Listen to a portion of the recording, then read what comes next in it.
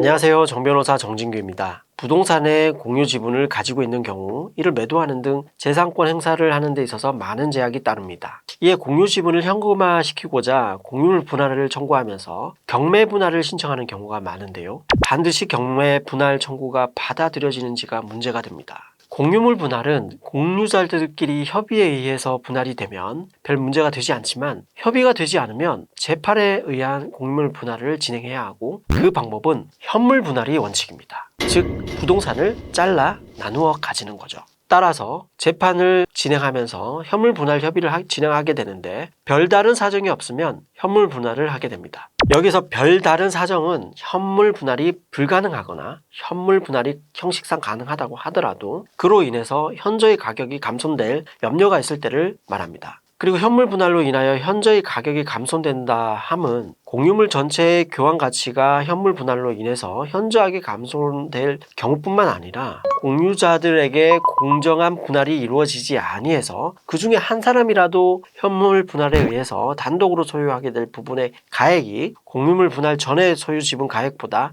현저하게 감손될 경우도 포함됩니다. 형식적으로 현물 분할이 가능하다고 하더라도 공유물의 위치, 면적과 주변 도로 상황, 사용 가치, 가격, 공유자의 소유 지분 비율, 사용 수익의 현황 등을 종합적으로 고려해서 각 공유자의 소유 지분 비율에 따른 공평한 분할이 이루어질 수 없는 경우에 현물 분할이 아닌 경매 분할로 공유 분할을 할 수 있습니다. 또 일부 지분권자가 자신 소유 공유 지분에 근저당권을 설정한 경우 이 근저당권은 분할 후 다른 공유 지분권자의 단독 소유가 될 토지에도 지분 비율대로 존속하게 되므로 근저당권 설정한 공유 지분권자는 다른 공유 지분권자에게 이로 인한 가액 감손을 보상해야 합니다. 결국 상호 보상 관계가 매우 복잡해진다는 점에서 가액 보상의 방법에 의한 공유물 분할도 부적당하다고 보고 법원은 경매 분할을 하도록 하고 있습니다.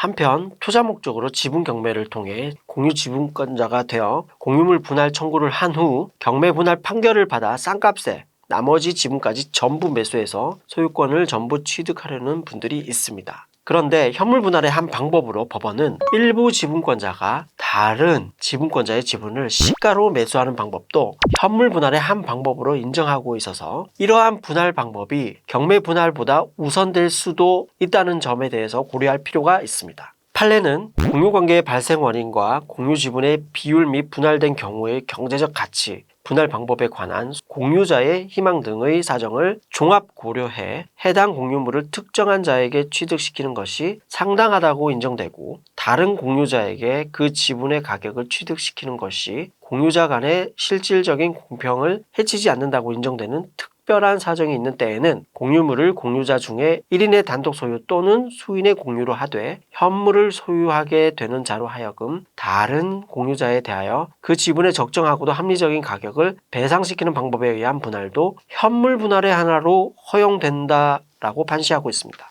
그러므로 투자 목적으로 경매로 공유 지분을 매수하려는 분은 반드시 경매 입찰 전에 공유관계 발생 원인 등에 대해서 조사 또는 확인을 해보는 것이 좋습니다. 예전에 제가 직접 진행했던 사건의 사례를 소개하자면 오래된 시장 상가 소유자들이 공동으로 사용하는 주차장의 소유 공유 지분을 경매로 낙찰받아 소유권을 취득한 분이 주차장 공유 지분권자들 100여 명을 상대로 경매 분할 방식의 공유물 분할 청구해소를 제기했습니다. 당연히 그 수많은 공유 지분에는 각종 근저당권이 설정되어 있고 상가 소유자가 아닌 제3자가 일부 지분을 가지고 있는 경우도 있었습니다. 공유물 분할 소송을 제기한 그분은 그러니까 원고죠. 여러 명의 사람들과 투자 목적으로 주차장 공유 지분의 18% 상당의 지분을 경매로 매수한 것이었습니다. 이분들은 대구 시내에 위치하여 입지가 좋은 주차장 전체를 추후에 경매로 낙찰받아서 수익을 실현할 목적이었습니다. 그러나 법원은 분할 대상 토지가 시장의 주차장으로 사용되고 있다는 점을 고려해서 시장 측 대표가 원고 소유의 18%의 지분을 시가상당액으로 매수하라는 판결을 하였습니다. 당시 시장 측 대표가 자신이 매수하겠다고 주장하였고 결국 법원은 현물 분할의 한 방식인 전면적 가격 배상의 방법으로 공유물 분할 판결을 했습니다. 지분 투자자들은 결국 목적 달성에 실패했고 시장 상인들은 주차장을 지킬 수가 있었던 것이죠.